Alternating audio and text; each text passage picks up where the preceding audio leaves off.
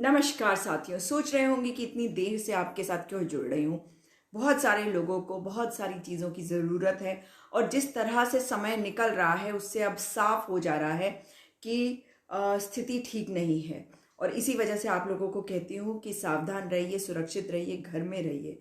जिनको फालतू की बातें बोलनी है, सिम्मी गई। आप मेरे पोस्ट पे क्यों आती हैं? आपकी जैसी बदतमीज़ लोग जो हैं, जाहिल लोग, उनकी यहाँ ज़रूरत नहीं है। जो बात मैं आपको बताने जा रही हूँ आपकी बेहतरी के लिए, आपको सावधान करने के लिए है। जो जब हम सरकारों को देखते हैं वो किस प्रकार से अपने अपने बारे में बात कर रही है, हर जगह एक बात कहती है कि नहीं सब कुछ ठीक है, तो चिंता होने लगती है और तब लगता है कि किस प्रकार से आपको भी समझाया जाए कि अपनी सुरक्षा अब अपने हाथ में है।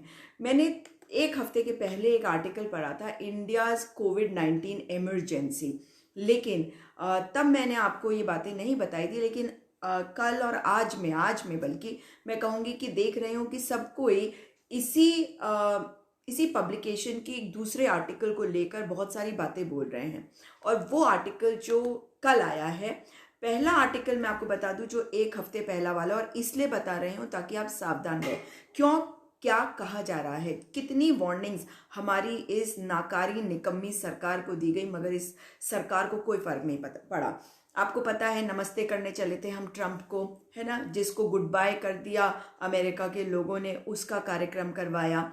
इंटरनेशनल बॉर्डर्स को सील करने में टाइम लगाया, मध्य प्रदेश की सरकार को गिराया, लॉकडाउन में देरी करी, मगर लॉकडाउन बिना प्रिपरेशन के कर दिया। तमाम लोग जब सड़कों पे आ गए, क्योंकि ना तो उनके पास खाना था, ना उनका घर परिवार उनके साथ था, उन्हें पता नहीं था कि आगे क्या होने वाला है, केवल कह दिया लॉकडाउन। और अनप्लान लॉकडाउन की वजह से किस प्रकार से लोग रास्तों में मरे, भूख से मरे, आप जानते हैं। उसके बाद किस प्रकार से 3 कृषि कानून लेके आए कि सारे किसान भाई हमारे सड़कों पे आ गए। इसका मतलब है कि किस प्रकार से जानबूझ के ये पूरा करा जा रहा है। क्योंकि पहली बात तो ये कि ये सरकार जो आई है, ये, और मैं सरकार के बारे में बात नहीं करना चाहती हूँ, लेकिन ये बात आपको बताना चाहती हूँ, ये सरकार किस प्रकार से आई है।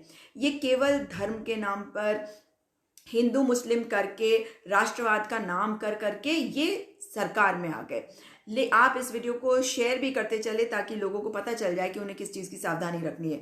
तो ये इन्होंने कर दिया, लेकिन इन्होंने ये नहीं किया कि लोगों को किस तरह से बचाना है, क्या करना है।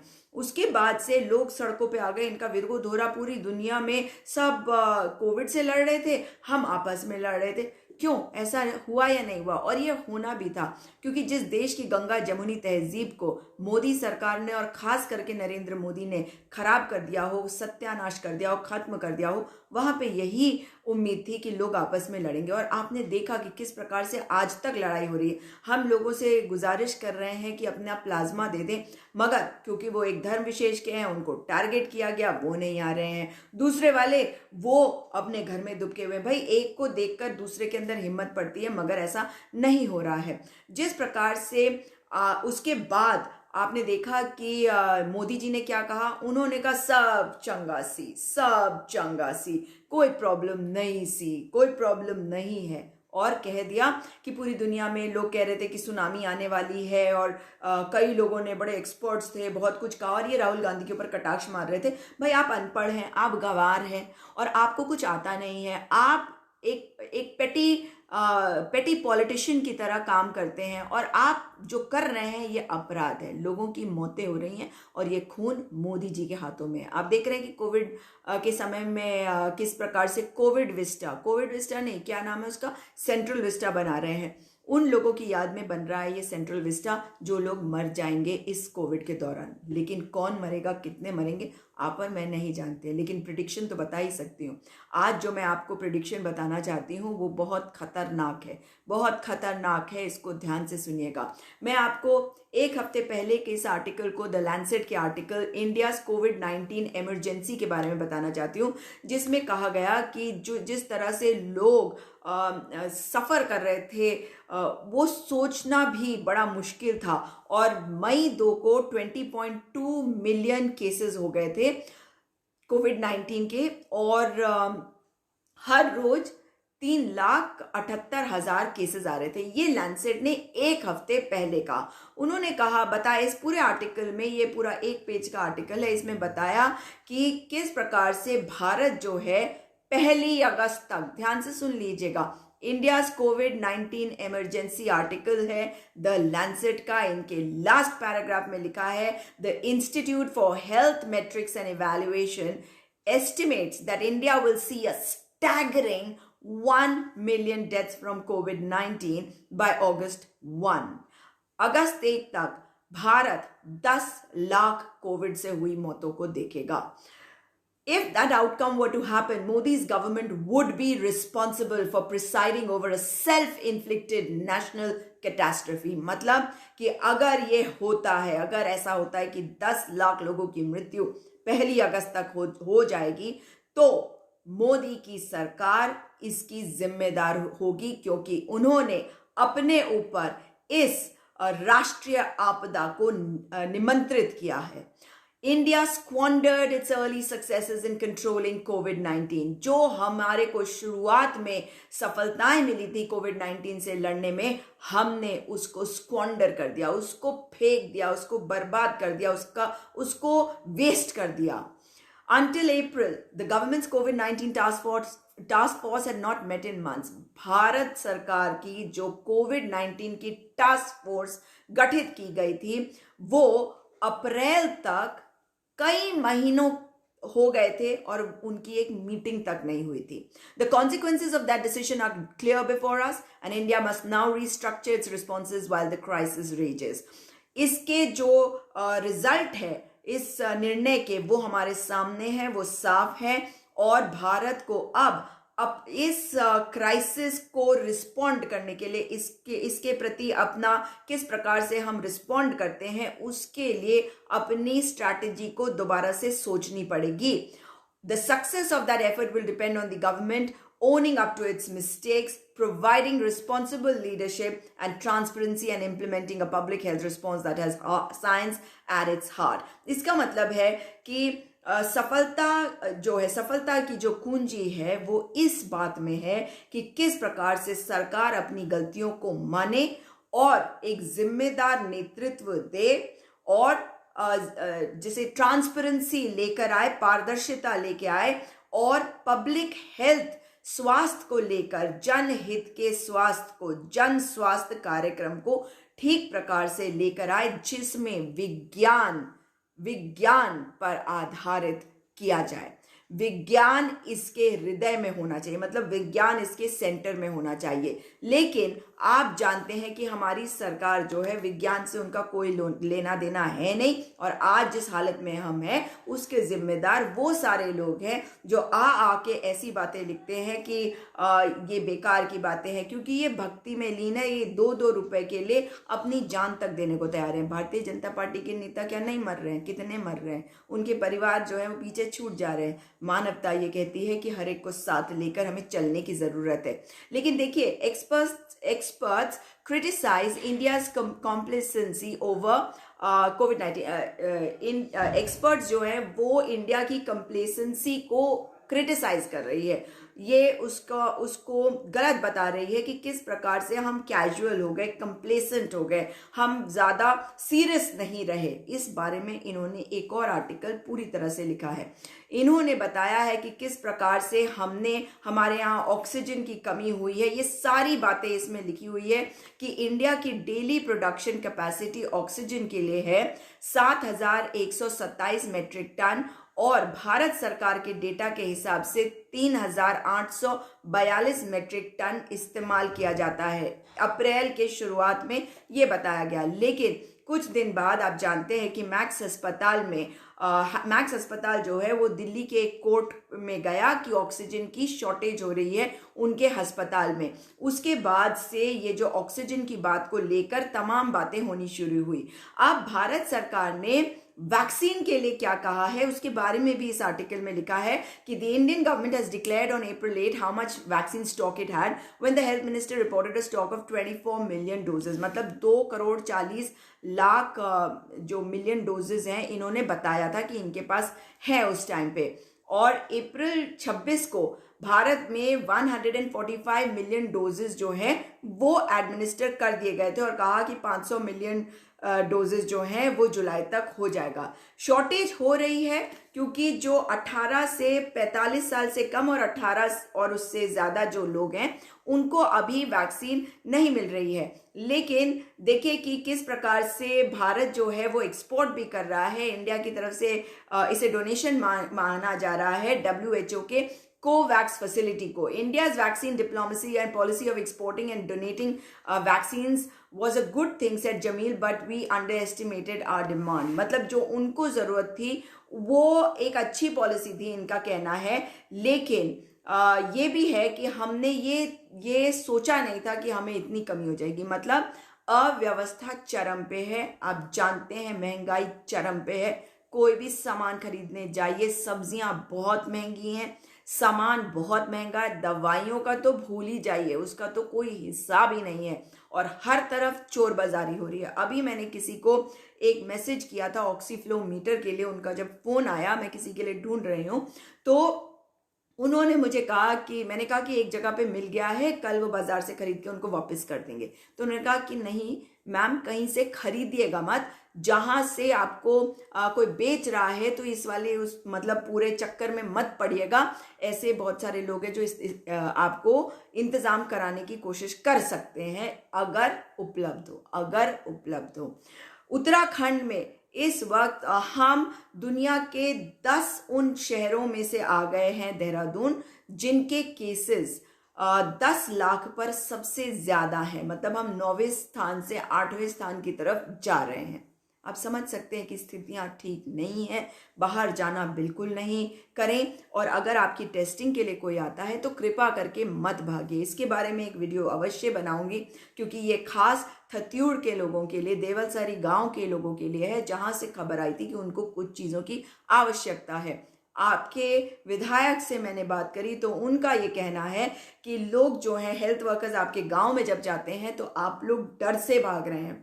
डरने की जरूरत नहीं है, टेस्टिंग जरूरी है। अगर वैक्सीन आपको लगती है तो वैक्सीन जरूर से लगवाएं, क्योंकि ये पता चल गया है कि जिसको वैक्सीन लगी है अगर उसे कोरोना दोबारा हो भी रहा है तो भी वो बच रहा है, उसको उतना सीरियस अफेक्ट नहीं कर रहा है। लेकिन फिर भी आपको प्रोटोकॉल का पालन करना पड़ेगा, मास्क अपने आप को लगा के रखना पड़ेगा। स्थिति ठीक नहीं है साथियों, लेकिन आपको इस वक्त अपने घर में साथ लेकर सबको नेतृत्व भी देना है और अपने आप को संभाल के भी रखना है। दोबारा आपसे मुलाकात होगी। अधिक से अधिक लोगों को बताइए कि हमारी सरकार किस प्रकार से एक कंप्लेसेंट एटीट्यूड लेके बैठी हुई है, उन्हें फर्क नहीं पड़ रहा।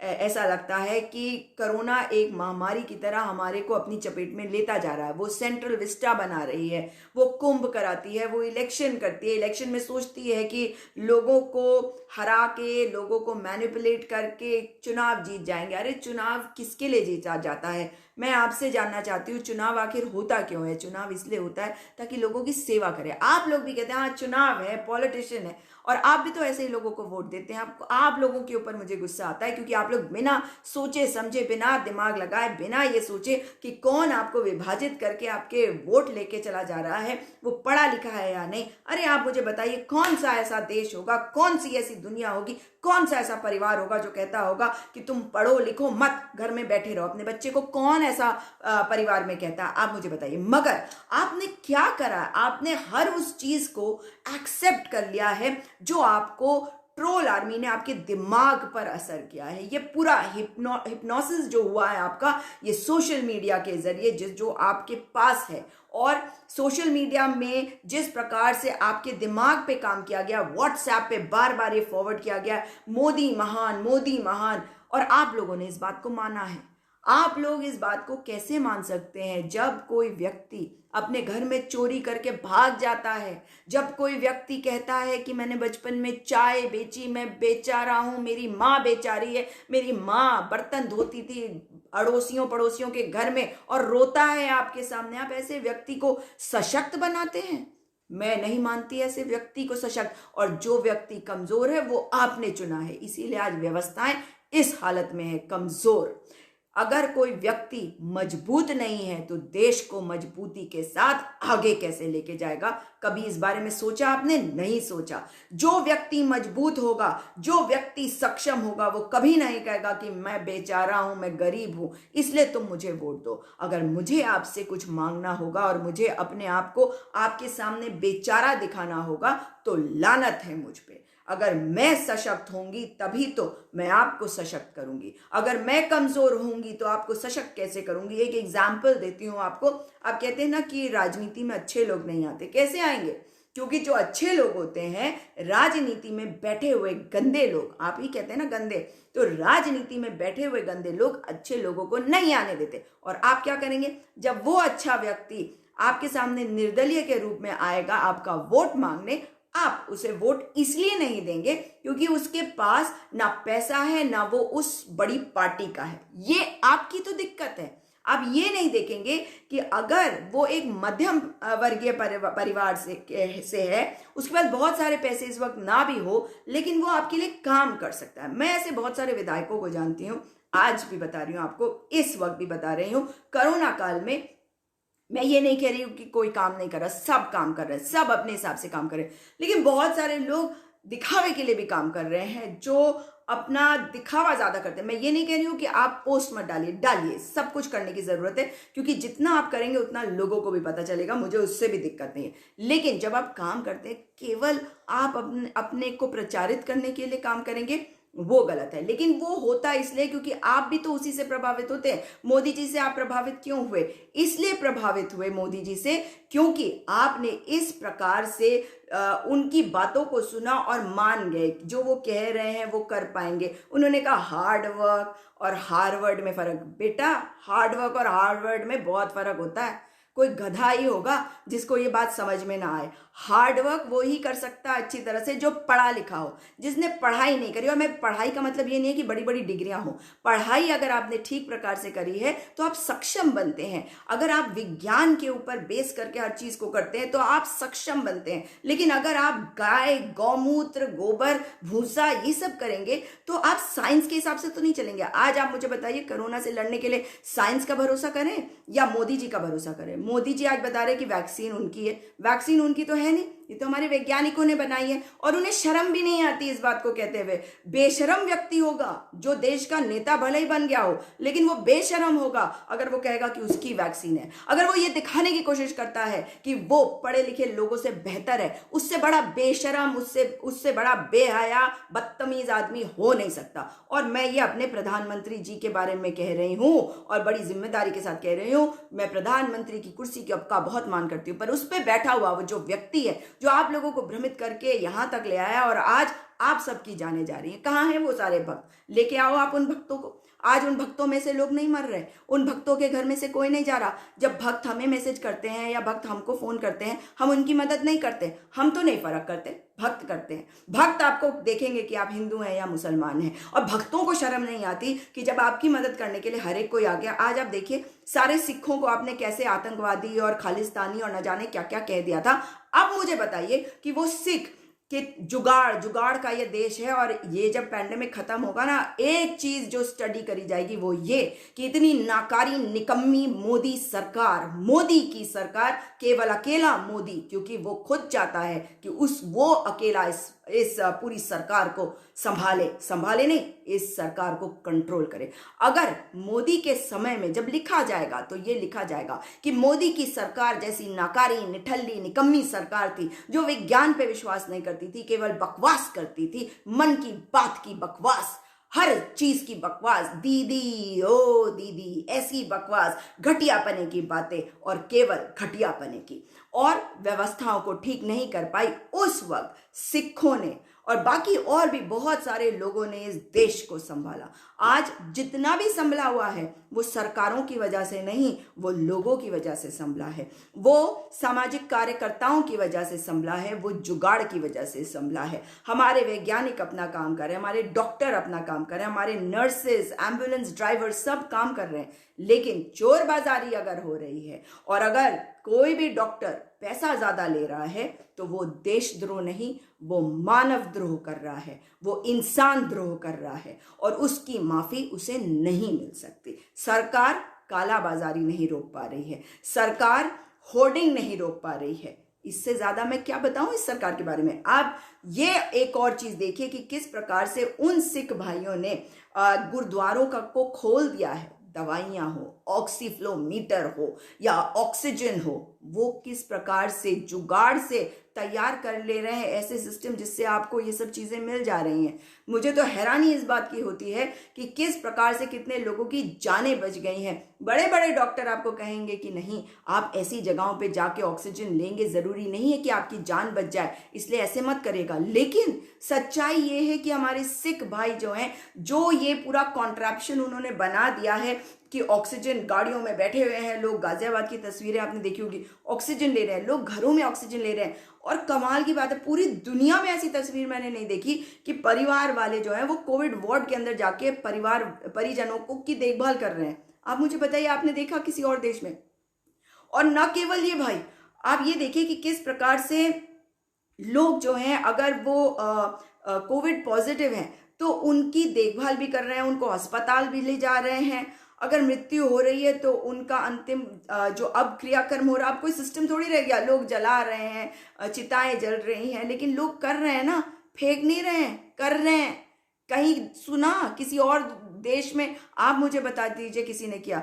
कमाल इसलिए है हमारे देश का, लेकिन जिसने विभाजित कर दिया है ना आपको उससे भी लड़ना है। अगर उससे लड़ेंगे, उसके विरुद्ध आवाज उठाएंगे, उसे कहेंगे कि कुर्सी छोड़ दो, चले जाओ इस जगह से, अपना झोला उठाओ, हमें माफ करो, हमें हमारे हाल पे छोड़ दो, हम संभाल लेंगे देश, हम संभाल लेंगे। और क्योंकि हमें सक्षम नेता मिले, क्योंकि आप लोग ये सब चीजें कर सकते हो, आप लोग जानते हो कि कैसे स्थिति को संभालना है, सर्वाइवल ऑफ द फिटेस्ट आपने करके दिखाया है, इसी वजह से ये आदमी आया था आपको उन मुद्दों पर गुमराह करने, उन मुद्दों पर भ्रमित करने जो मुद्दे आपके दिल के करीब होते हैं, दिमाग के नहीं। आपने दिल से सोचा, आपने दिल से सोचा कि एक समुदाय को हटा देगा ये, आपने दिल से सोचा कि जो गुजरात में किया था वही देश में कर लेगा, आपने दिल से सोचा कि पाकिस्तान को जो है सबक सिखला देगा। ऐसे नहीं चलते देश। आज की दुनिया में हमें दोस्ती और प्यार मोहब्बत से जीने की जरूरत है, भाईचारे से जीने की जरूरत है। आप मुझे बताइए, अगर हम जाके पाकिस्तान पे हमला कर देंगे तो क्या हमारी इज्जत करेगी दुनिया? नहीं करेगी। मॉडर्न डे डिप्लोमेसी कहती है कि हमें सबसे बातचीत के जरिए बना के रखने की जरूरत है। देखिए कि किस प्रकार से अमेरिका से ट्रंप को जूते मार के निकाल दिया गया, और उस ट्रंप की कैनवसिंग के लिए हमारे प्रधानमंत्री मोदी गए थे। हमारे प्रधानमंत्री मोदी ने उस ट्रंप के लिए, जिसे अमेरिका के लोगों ने लात मार के निकाल दिया, उस ट्रंप के लिए अपने देश में कोरोना का खतरा लेके आए, कोरोना को लेके आए। कोरोना को फैलाने का काम केवल एक व्यक्ति ने किया, उसका नाम है मोदी, नरेंद्र मोदी। इसने अमीरों को अमीर बनाया ताकि इसको फंड मिलता रहे और ये चुनावों को प्रभावित करता रहे। याद रखिएगा, ये प्रचार मंत्री हैं। अगर मैं इस तरह से इनके बारे में बात कर रही हूँ वो इसलिए क्योंकि ये मेरे प्रधानमंत्री नहीं हो सकते। इस देश में बहुत से प्रधानमंत्री आए, अटल बिहारी वाजपेयी आए। कभी कोई सोच सकता है कि ऐसे हालात होते? अगर आज अटल बिहारी वाजपेयी जी प्रधानमंत्री होते तो क्या ऐसे लोग मर रहे होते? मुझे नहीं लगता। मुझे लगता है कि वो सबको साथ लेकर चलते। मगर ये आदमी ऐसा है जिसने हर सिस्टम का सत्यानाश कर दिया। अब तो और आप देखिए कि अगर न्यायालय आज बोल रहा है तो न्यायालय केवल इसलिए बोल रहा है क्योंकि ये आंच उन तक भी तो पहुंचेगी, ये आंच उन तक भी तो पहुंचेगी। आज तक क्यों सो रहे थे? आज जमीर जाग गया इनका। अब तक सो रहा था जमीर जब महिलाओं को डंडे मार रहा था आदित्यनाथ, अजय सिंह बिष्ट, अजय सिंह बीस्ट, जब वो उनको डंडे मार रहा था तो सो रही थी ये न्यायालय, न्यायपालिका। आज जाग गई है क्योंकि बीमारी का डर है ना इन्हें भी। इन्हें पता है कि स्थिति इन्होंने ठीक नहीं करी दूसरों के लिए तो ये भी नहीं बचेंगे। और आपको बता दूं कि बहुत सारे जजेस हैं जो कोरोना संक्रमित हो चुके हैं, तो डर है, मौत का डर, इनको अपनी मौत का डर हुआ इसलिए ये जागे हैं। इसलिए नहीं जागे क्योंकि आपको खतरा है। याद रखिए, अपने लिए आपको खड़े होना पड़ेगा, अपने लिए अपनी आवाज को उठाना पड़ेगा, बुलंद करना पड़ेगा। आपसे दोबारा मुलाकात होगी आज, और बहुत सारा काम बाकी है।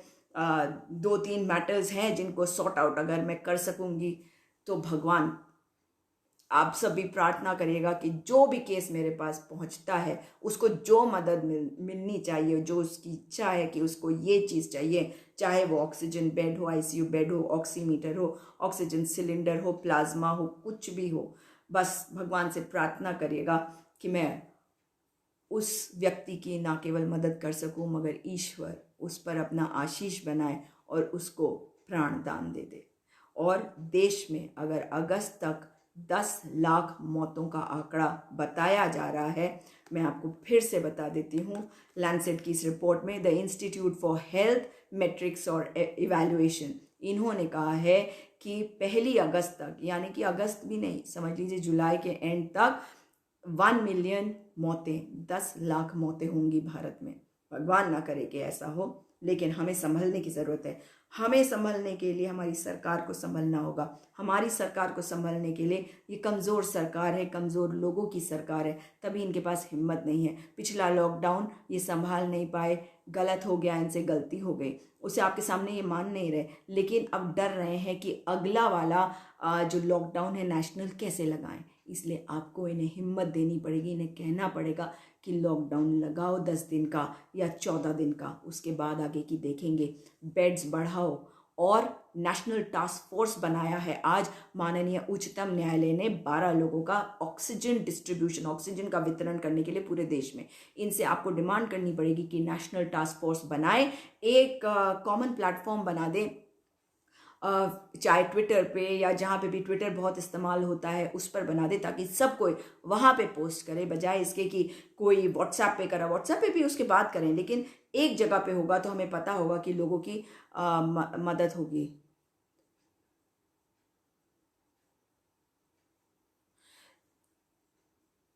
जी, किसी को, मैंने सोचा कि किसी को दवाई की ज़रूरत है, इसलिए मैं मैसेज पढ़ रही थी। इस वक्त कोई टाइम नहीं है और किसी चीज़ के लिए, मगर जैसा मैंने आपको कहा, आप लोग सुरक्षित रहिए, सावधान रहिए, अपने घर के अंदर रहिए, डबल मास्क पहनकर रखिए, और सैनिटाइज़र से हाथ धोते रहिए। घर में रहेंगे, साबुन से हाथ धोइए, साबुन पानी से खूब अच्छी तरह से बार बार हाथ धोते रहिए। अपना ध्यान किसी चीज़ में लगाइए, काम में लगाइए।